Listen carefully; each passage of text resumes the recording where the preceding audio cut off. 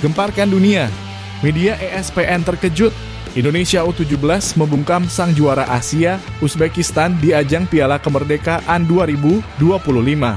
Kemenangan yang tak hanya membanggakan bangsa, tapi mengubah peta kekuatan sepak bola Asia. Bagaimana kisahnya dan apa yang disampaikan oleh ESPN? Simak semuanya hingga selesai.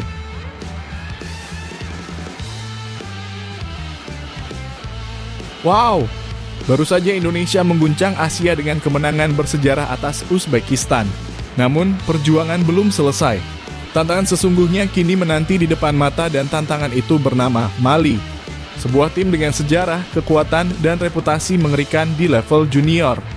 Dan pelatih Nova Arianto tahu betul pertandingan ini bukan sekadar pertandingan biasa. Simak fakta lengkapnya.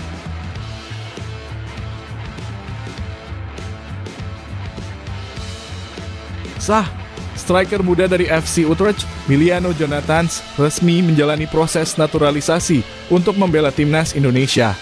Dan ini bukan rumor lagi Psi sendiri yang konfirmasi langsung, lengkap dengan dukungan penuh dari Menpora dan pemerintah. Bagaimana prosesnya?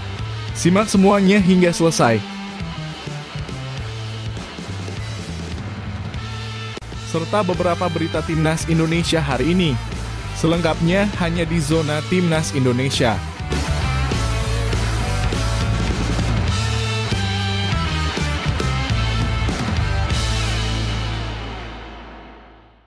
Sebelumnya, jangan lupa subscribe channel ini supaya tidak ketinggalan berita timnas Indonesia.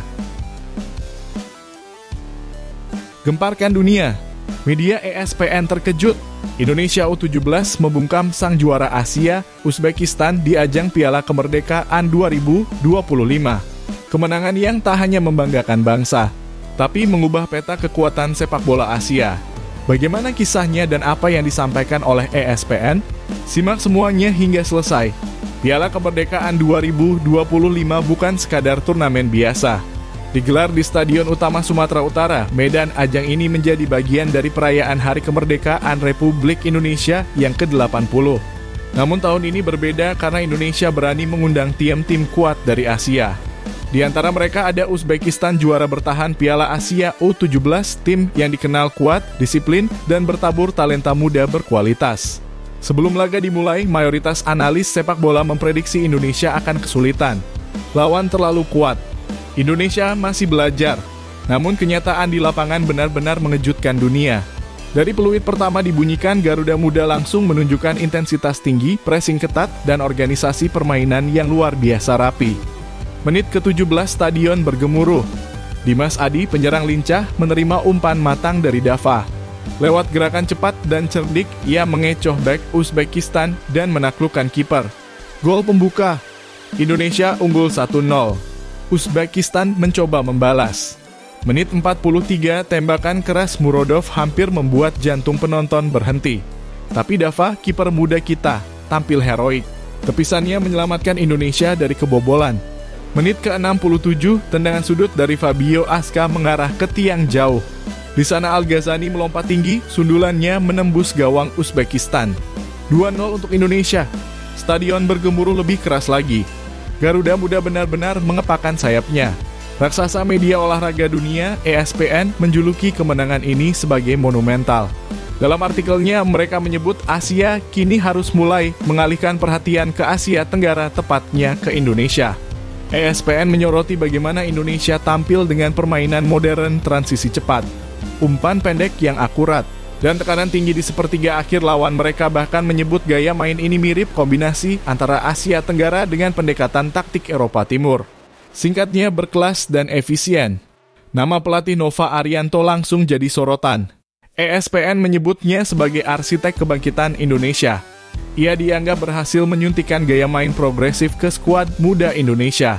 Dengan filosofi agresif namun disiplin, Nova mengajarkan para pemainnya untuk tampil tanpa takut. Bahkan melawan tim kuat seperti Uzbekistan. Ini bukan hanya soal hasil pertandingan, tulis ESPN, tapi soal proses pembentukan karakter, visi, dan cara bermain masa depan Indonesia. Dunia mulai memperhatikan. Indonesia yang dulu sering dipandang sebelah mata, kini muncul sebagai kekuatan baru yang berani dan percaya diri. Bukan tidak mungkin jika momentum ini dijaga, Indonesia akan menjadi kuda hitam di level Asia, bahkan dunia, dalam beberapa tahun ke depan. ESPN mengakhiri laporannya dengan kalimat yang menggugah, Asia tidak bisa lagi memandang Indonesia sebagai tim kecil. Mereka telah membuktikan kualitasnya. Di tengah perayaan Hari Kemerdekaan, para pemain muda ini memberikan hadiah yang lebih dari sekadar kemenangan. Mereka memberikan harapan. Harapan bahwa sepak bola Indonesia bisa bangkit. Harapan bahwa Garuda Muda bisa terbang lebih tinggi. Harapan bahwa satu hari nanti kita tak hanya bicara soal kebangkitan, tapi soal kejayaan. Dari medan, suara kemenangan itu menggema menembus batas lapangan, menembus batas benua. Indonesia telah bangkit. Dunia mulai menyadarinya. Sekarang saatnya kita menjaga nyala semangat ini dan menuliskan sejarah baru bersama. Kalau kamu bangga dengan perjuangan Garuda Muda, klik like. Jangan lupa subscribe untuk terus ikuti perkembangan sepak bola Indonesia. Dan tulis di kolom komentar, Indonesia bisa. Kalau kamu yakin masa depan sepak bola kita akan gemilang.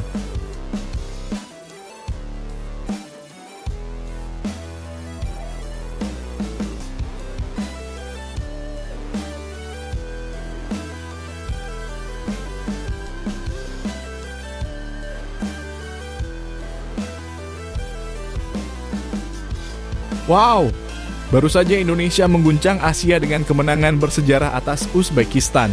Namun, perjuangan belum selesai. Tantangan sesungguhnya kini menanti di depan mata dan tantangan itu bernama Mali. Sebuah tim dengan sejarah, kekuatan, dan reputasi mengerikan di level junior. Dan pelatih Nova Arianto tahu betul pertandingan ini bukan sekadar pertandingan biasa. Simak fakta lengkapnya. Sebelum kita bahas Mali, mari kita ingat kembali kemenangan luar biasa Garuda Asia. Di Piala Kemerdekaan 2025, Indonesia berhasil mengalahkan Uzbekistan 2-0. Sebuah kemenangan yang mencengangkan karena Uzbekistan adalah juara Asia. Gol-gol dari Dimas Adi dan Al Ghazani membuat stadion di Medan bergemuruh. Namun euforia itu tak berlangsung lama karena ujian sebenarnya baru saja dimulai. Mali bukan lawan sembarangan.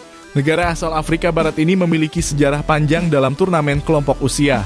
Di Piala Dunia U17 2023, mereka menembus hingga babak semifinal dan memperebutkan tempat ketiga. Artinya mereka bukan hanya kuat di Asia atau Afrika, tapi mereka telah membuktikan diri di panggung dunia. Nova Arianto menyebut Mali sebagai tim yang hebat dan berkualitas di semua lini. Bukan basa-basi. Dalam dua laga terakhir di Piala Kemerdekaan, Mali melumat Uzbekistan dengan skor mencolok 5-1 dan mengalahkan Tajikistan 4-2. Lini depan mereka tajam, fisik mereka kuat, dan permainan mereka cepat. Lawan seperti inilah yang akan menguji segalanya, taktik, fisik, dan mental. Tim Mali dikenal dengan permainan direct football, serangan langsung, cepat, dan agresif. Mereka jarang menyentuh bola lama. Ketika menguasai bola, tujuan mereka hanya satu, maju dan cetak gol. Lini depan mereka diisi pemain-pemain dengan kecepatan tinggi, serta postur besar yang sangat menyulitkan pertahanan. Inilah yang disadari Nova Arianto. Dalam wawancaranya, ia mengatakan kita lihat 2 kali pertandingan Mali menang. Mereka punya kualitas dari skill, postur, dan gaya bermain. Maka yang diperlukan Garuda Muda bukan hanya strategi, tapi mental baja untuk tetap tenang, fokus, dan berani. Nova menyampaikan pesan penting kepada seluruh pemainnya. Saya minta pemain saya jangan pernah takut. Punya mental yang kuat. Karena ini seperti final. Disinilah letak tantangannya. Postur Mali memang besar, skill mereka tinggi, tapi Nova percaya mental adalah penentu utama. Tak peduli siapa yang lebih besar. Tak peduli siapa yang lebih cepat. Yang penting siapa yang lebih siap bertempur sampai akhir. Dan itulah yang diminta Nova dari anak-anak asuhnya. Nova tak tinggal diam. Ia bersama tim pelatih terus menganalisis permainan Mali, mempelajari pola serangan mereka, dan menyiapkan formasi alternatif. Di setiap sesi latihan, fokus utama adalah organisasi pertahanan, peralihan cepat dari bertahan ke menyerang, disiplin dalam menjaga zona, dan yang paling penting, komunikasi antar lini. Nova tahu ini bukan pertandingan biasa. Laga ini akan jadi penentu. Apakah Indonesia siap bersaing di level dunia atau belum? Saya sudah sampaikan ini seperti final. Kita harus habis-habisan, ucapnya. Piala Kemerdekaan bukan hanya soal gengsi atau selebrasi 17N. Turnamen ini adalah batu loncatan penting menuju Piala Dunia U17 2025. Maka setiap kemenangan, setiap kekalahan, dan setiap momen di lapangan adalah pelajaran. Dan menghadapi Mali ini akan menjadi pelajaran yang sangat berharga. Saya yakin kalau mental kuat, kita bisa kasih yang terbaik, tutup Nova. Dan itu bukan sekadar motivasi, itu adalah keyakinan. Untuk Garuda Muda, kalian sudah membuat bangsa ini bangga. Tapi jalan kalian belum selesai. Di depan sana, Mali menanti. Sebuah ujian berat, tapi bukan tak mungkin dikalahkan. Percayalah, bukan nama besar yang memenangkan pertandingan, tapi hati yang berani dan kaki yang tak pernah menyerah. Lawan boleh lebih kuat, tapi mental kita jauh lebih kokoh. Yuk, tunjukkan dukunganmu untuk Timnas U17 Indonesia. Klik like kalau kamu percaya Garuda Muda bisa taklukkan Mali. Tulis di komentar, mental baja Garuda Muda. Dan jangan lupa subscribe untuk terus ikuti perjuangan luar biasa mereka menuju Piala Dunia U17 2025.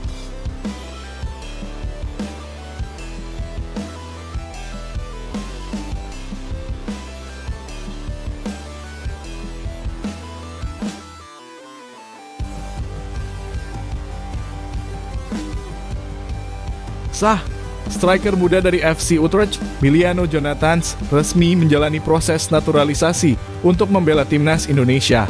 Dan ini bukan rumor lagi, Psi sendiri yang konfirmasi langsung, lengkap dengan dukungan penuh dari Menpora dan pemerintah. Bagaimana prosesnya? Simak semuanya hingga selesai.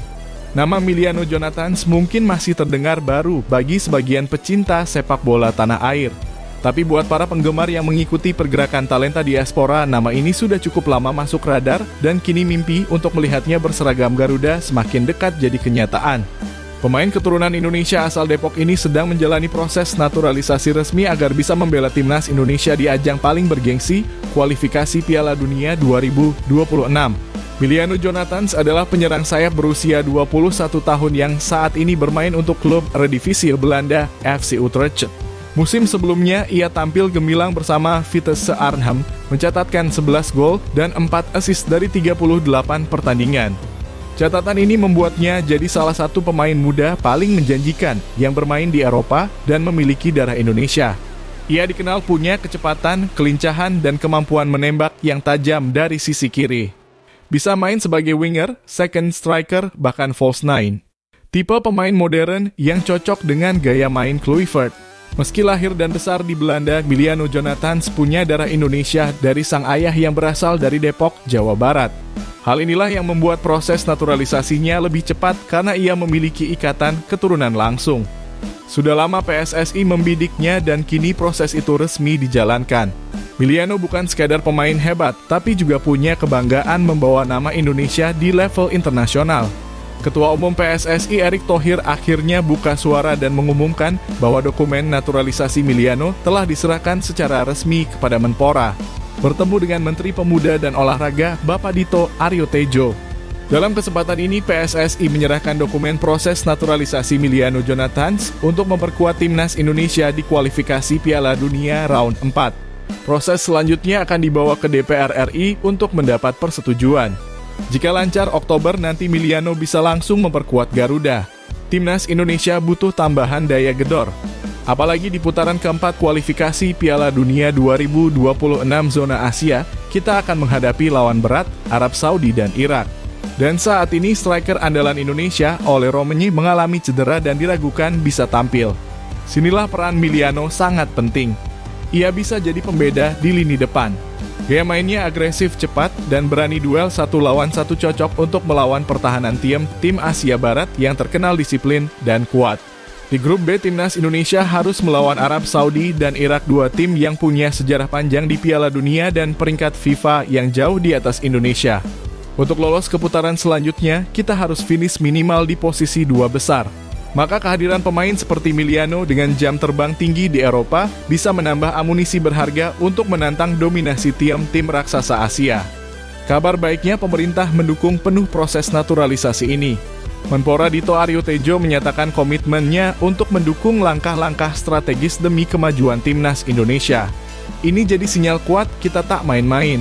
Indonesia serius ingin menembus Piala Dunia 2026. Dan tentu saja semua ini tak akan lengkap tanpa dukungan penuh dari supporter Garuda di seluruh penjuru negeri. Jika proses berjalan lancar, Miliano Jonathans akan menjalani debutnya bersama Timnas Indonesia di bulan Oktober nanti. Bayangkan Garuda Muda diperkuat oleh darah muda diaspora Eropa. Ditambah pengalaman Kluivert dan pemain-pemain muda lokal yang kini berkembang pesat. Ini bukan hanya masa depan, tapi harapan yang mulai tampak nyata. Dari Depok ke Belanda dan kini bersiap mengenakan merah putih, Emiliano Jonathans adalah bukti bahwa darah Indonesia tidak mengenal batas benua. Dan jika semua elemen bangsa bersatu, maka mimpi ke Piala Dunia bukan lagi sekadar mimpi, tapi kenyataan yang sedang kita kejar bersama. Kalau kamu bangga Emiliano Jonathans akan bela timnas Indonesia, klik like dan share video ini ke teman-temanmu. Tulis di komentar, selamat datang Emiliano. Dan subscribe channel ini untuk update terbaru seputar timnas dan perjalanan kita menuju Piala Dunia 2026.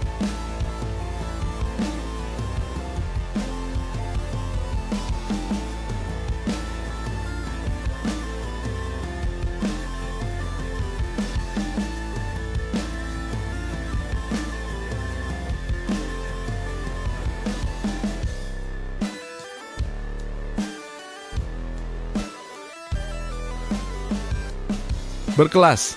Salah satu pelatih legendaris dunia, Louis van Gaal, berkomentar keras dan tanpa basa-basi jelang Indonesia menghadapi di kualifikasi round 4 Piala Dunia 2026. Kluivert bintang tapi bukan pelatih. Katanya, apa yang sebenarnya terjadi di balik drama besar ini? Mari kita kupas tuntas dan tonton hingga selesai. Sebelum kita masuk ke komentar pedas Van Gaal, mari kita sedikit mundur ke belakang, ke era Shin Tae-yong. Pelatih asal Korea Selatan ini datang ke Indonesia dengan segudang keraguan. Tapi perlahan skeptisisme itu berubah jadi rasa percaya. Di tangannya, timnas Indonesia berubah total, lebih disiplin, lebih berani, dan lebih percaya diri. Ia berhasil membawa Indonesia ke babak ketiga kualifikasi Piala Dunia untuk pertama kalinya dalam sejarah. Sebuah pencapaian luar biasa, yang justru tak berujung manis. Namun, ketika para pendukung berharap Shin bertahan dan membawa Indonesia lebih jauh, PSSI justru memutuskan hal yang mengejutkan, kerjasama dengan Shin Tae-yong dihentikan. Dan disinilah nama Patrick Kluivert masuk. Seorang legenda sepak bola Belanda, pencetak gol andal, mantan bintang Barcelona. Tapi tunggu dulu, sebagai pelatih, catatannya tidak seimpresif karier bermainnya. Ya, Kluivert memang pernah jadi asisten pelatih di beberapa tim besar seperti PSG dan timnas Belanda. Tapi sebagai pelatih kepala, hampir tidak ada rekam jejak berarti. Maka ketika PSSI menunjuk Kluivert untuk menggantikan Shin, banyak yang bertanya-tanya. Termasuk Louis van Gaal. Louis van Gaal, pelatih legendaris yang sudah membawa tim besar seperti Ajax, Barcelona, Bayern, dan Manchester United, tak bisa menahan komentarnya. Dalam wawancara dengan media Belanda, ia menyebut keputusan PSSI sebagai tidak masuk akal. Patrick Kluivert adalah legenda sebagai pemain, ujar Van Gaal, tapi sebagai pelatih, dia belum membuktikan apa-apa di level internasional. Ini bukan waktunya untuk bereksperimen. Kalimat itu langsung mengundang perhatian. Dan bukan tanpa alasan. Van Gaal tahu betul kemampuan Kluivert. Mereka pernah bekerja sama di Barcelona dan timnas Belanda. Tapi pengalaman melatih Kluivert tidaklah cukup untuk memimpin tim nasional yang tengah berada di momen penting dalam sejarahnya. Dan tantangan yang menanti Kluivert tidak main-main. Indonesia berada di grup neraka di ronde keempat kualifikasi Piala Dunia 2026 bersama Irak, Arab Saudi, dan satu tim kuat lainnya. Ini adalah pertandingan-pertandingan kelas berat yang membutuhkan strategi matang dan mental baja. Pertanyaannya sekarang, apakah Kluivert dengan pengalaman yang sangat minim bisa menghadapi tekanan sebesar ini? Van Gaal menyatakan tegas, jika Kluivert gagal, PSSI harus bertanggung jawab. Mereka yang mengambil risiko, mereka pula yang harus siap menghadapi konsekuensinya. Pernyataan Van Gaal ini memperkuat suara publik yang sudah lebih dulu kecewa. Di media sosial, kritik terhadap PSSI mengalir deras. Banyak yang mempertanyakan proses pemilihan pelatih baru. Apalagi hingga kini belum ada tanggapan resmi dari PSSI soal komentar Van Gaal. Kisah ini bukan sekadar tentang pelatih yang datang dan pergi. Ini soal bagaimana kita membangun sepak bola dengan fondasi yang kuat, bukan sekadar nama besar.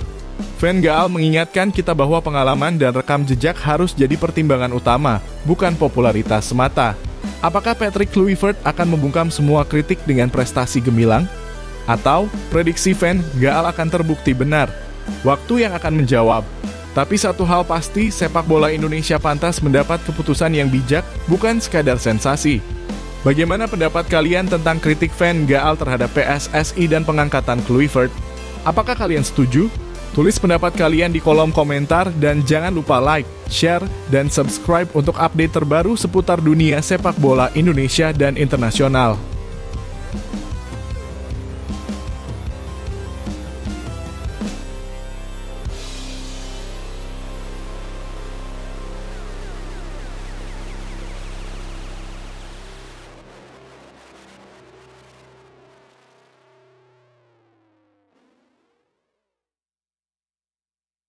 Breaking news, Jay Itzes resmi bergabung dengan klub Serie A, Sassuolo Calcio.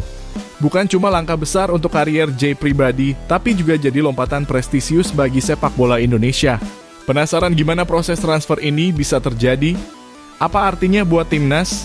Dan bagaimana tantangan Jay ke depan? Tenang, semua akan kita kupas secara lengkap. Sebelum kita bicara soal Sassuolo, yuk kita kenalan dulu atau mengingat kembali siapa sih Jay Itzes ini? Lahir di Belanda, Jay punya darah Indonesia dari keluarganya.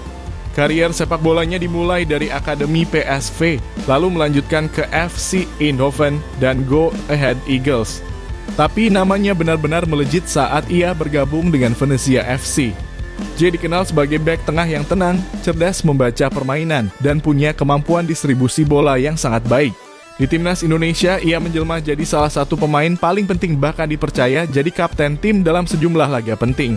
Beberapa minggu terakhir, nama Jay Itzes kerap disebut-sebut dalam bursa transfer Serie A. Klub-klub seperti Udinese, Torino, dan Genoa dikabarkan tertarik mendatangkannya. Tapi semuanya hanya sebatas rumor.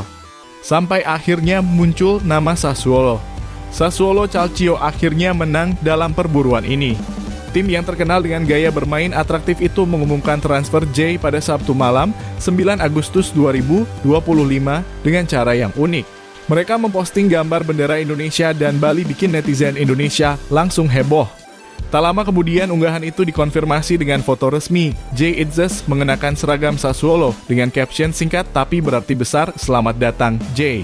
Boom, resmi sudah. Jay Itzes jadi pemain Sassuolo. Dan yang lebih penting, ia akan tetap bermain di Serie A. Mungkin banyak dari kalian yang masih bertanya-tanya, Sassuolo itu klub apa sih?